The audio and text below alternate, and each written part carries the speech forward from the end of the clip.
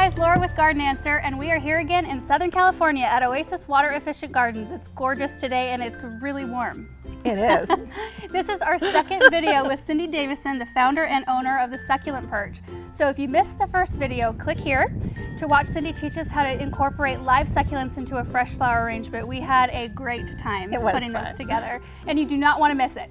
In this video, Cindy is going to give us the top 5 tips for succulent care, and I, for one, am really excited to learn these from an expert. So Cindy, take it away. All right. The first tip is to choose the right succulent for your area. Soft succulents refer to those that are not cold hardy. They come in a variety of shapes, colors, and textures, making them extremely attractive choices for succulent container arrangements or planted directly in ground throughout the garden, providing you don't have extended periods of temperatures below freezing. Ideal temperatures for soft succulents are typically from 55 degrees to 90 degrees Fahrenheit, although they can tolerate temperatures as low as 37 to just over 100 degrees.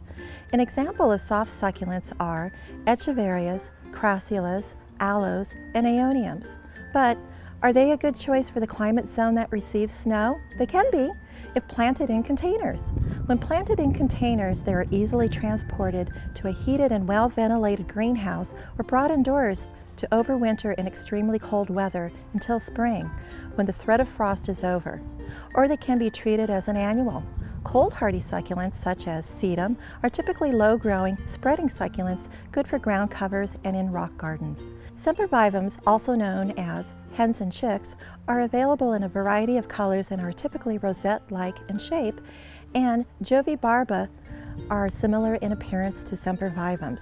Some of the agaves are cold-hardy and can be planted in your garden without the need of being sheltered indoors during winter. Tip number 2, pick a good growing medium. Typically, I'll use a cactus and palm mix that is readily available at most garden centers. I also add perlite to the mix at a 2-to-1 ratio. In addition, I use the commercially prepared mix that comes with the succulent in its nursery container. If I'm planting in a container, I'll choose one that has a drainage hole, and if it doesn't, I'll create one using a drill with a diamond tile drill bit. Then cover the hole with a screen mesh, but do not add pebbles to the bottom of the container, as this can lead to root tip rot. You can also grow succulents in sphagnum moss only, which is seen in succulent wreaths or on succulent rooftop birdhouses from the succulent perch. Some growers will add a time-release fertilizer. Personally, I like to garden with organic nutrients, and I'll use either fish emulsion at half the strength recommended on the container in the spring and autumn, or a manure tea every month during the succulents growing season. I like to use authentic Haven brand manure tea. Tip number 3, give your succulents the correct amount of light. A minimum of 4 to 6 hours of bright light daily. If outdoors in areas that receive extreme heat, I recommend morning sun with dappled midday bright light. Otherwise, the hot sun may burn the leaves of the succulents. In areas that are cooler throughout the year, south-facing midday sun is advisable. If you live in an area in which your non-cold hardy succulents need to be overwintered indoors, you'll need to place them near a south-facing window or supply artificial light with an LED tube for 10 to 12 hours per day, placed 6 to 8 inches above the succulents.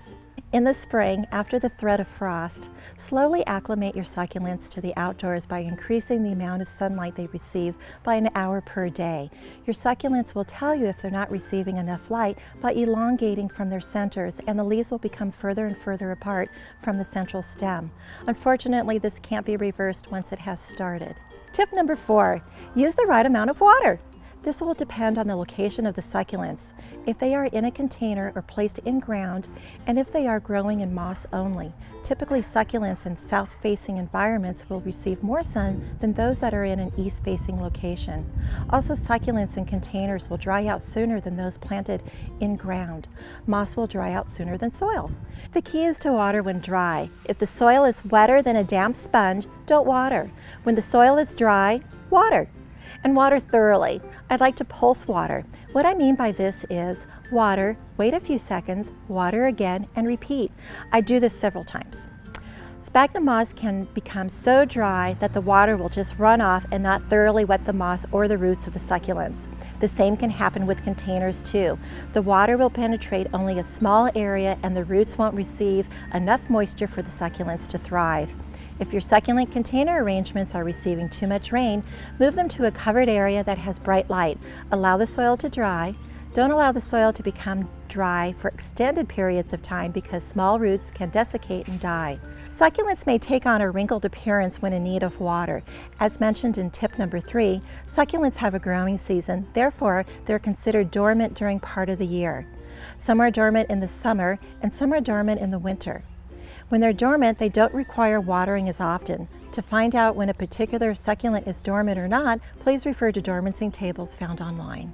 Tip number 5, practice preventive bug control.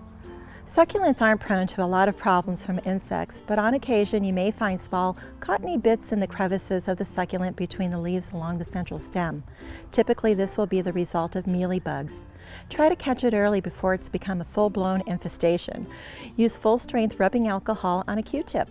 Dab on top of the white cottony bits. You can also put it in a spray bottle and spray it on the infected area. If the plant is covered with mealybugs, it's best to isolate the plant and discard it. Also, check the soil for any infestation. If present, contain the succulent and then discard it. If your succulents are planted in several containers, allow enough air circulation between them to help prevent or reduce mealybug infestations. For more information on succulents, I suggest your local affiliate of the Cactus and Succulent Society of America, found online at the link below. There are numerous books available online as well. To purchase a variety of succulents that may not be readily available at your local nursery, please visit altmanplants.com. I love it, Cindy. Thank you so much for sharing all those tips with us. You're I'm very always welcome. learning something new from you. Never fails. Okay guys, remember to check out Cindy's Facebook page, The Succulent Perch, and her website, thesucculentperch.com. I also want to thank Oasis Water Efficient Gardens for being so accommodating and welcoming to us today. They opened up their nursery on their closed day so that we could do this. And I also want to thank Altman Plants for supplying us with such beautiful succulents for our videos today. So be sure to check out their website, altmanplants.com, and their Facebook page. All the links for all the pages will be down below in the description. That wraps up this video. Thanks so much for watching. See ya.